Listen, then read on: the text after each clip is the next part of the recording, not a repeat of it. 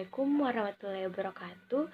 Perkenalkan, nama saya Nurul Anissa dengan NIM 19961414108 dari kelas A, Program Studi Ekonomi Pembangunan, Fakultas Ekonomi dan Bisnis, Universitas Negeri Makassar.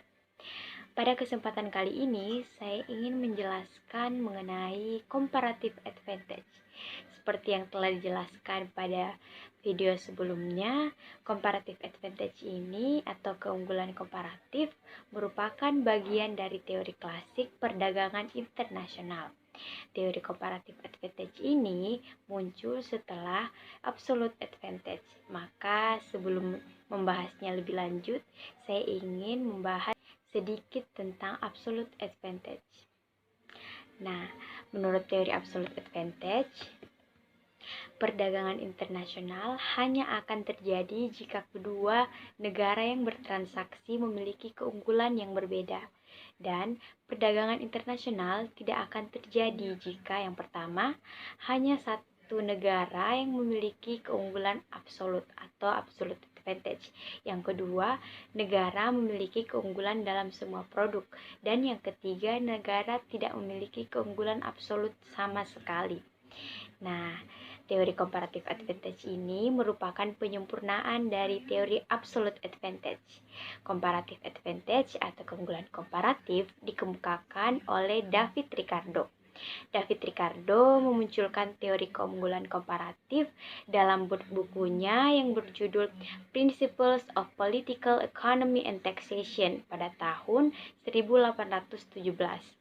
Dia berpendapat bahwa basis produksi dan perdagangan seharusnya bukan pada keunggulan absolut, melainkan pada keunggulan komparatif. Dengan kata lain, biaya peluang dalam pertimbangan untuk keputusan produksi, bukan biaya unit absolut.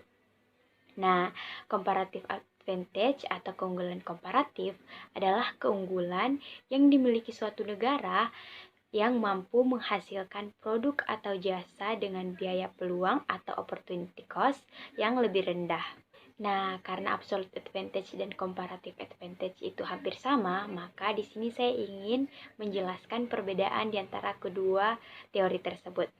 Perbedaan keunggulan absolut dan keunggulan komparatif yaitu saya mengambil 4 aspeknya di sini. Aspek yang pertama yaitu mengenai definisi sederhana.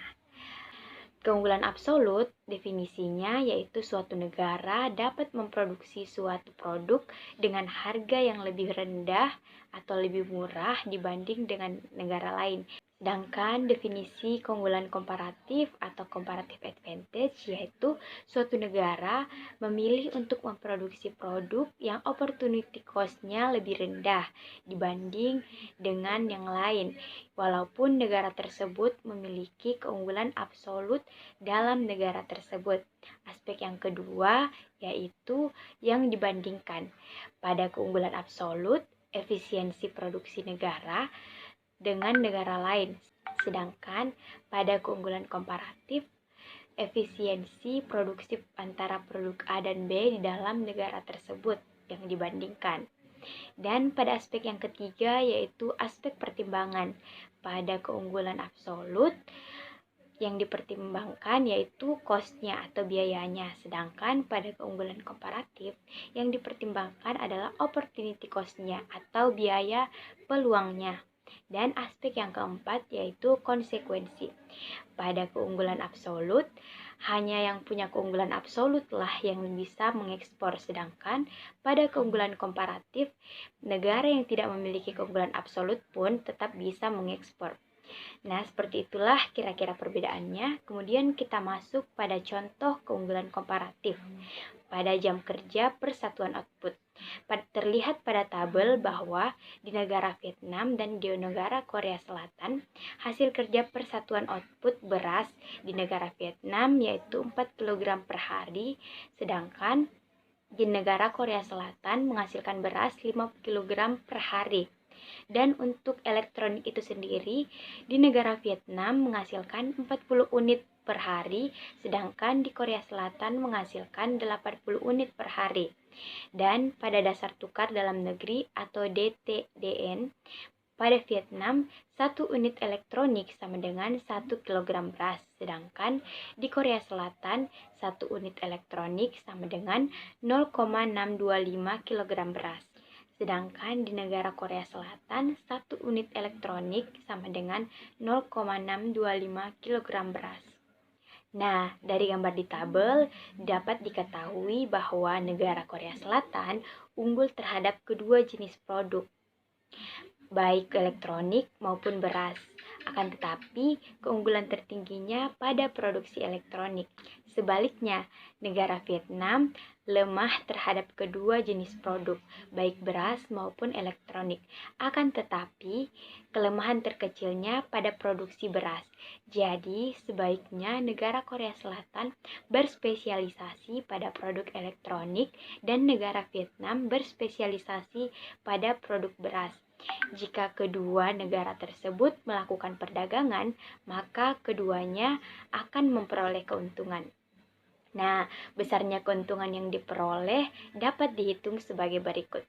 Keuntungan pada Vietnam yaitu di Vietnam 1 kg beras sama dengan 1 unit elektronik, sedangkan di Korea Selatan 1 kg beras sama dengan 1,6 unit elektronik.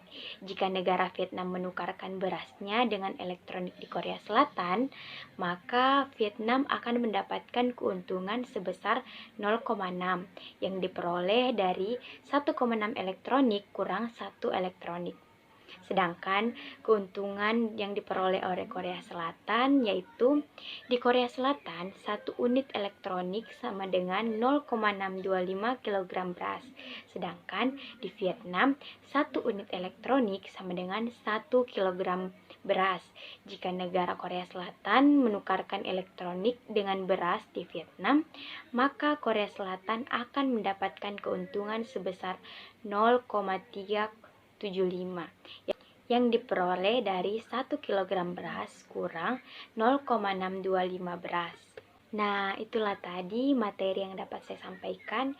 Kesimpulan dari materi tersebut yaitu teori keunggulan komparatif atau comparative advantage merupakan penyempurnaan dari teori absolute advantage atau keunggulan absolut.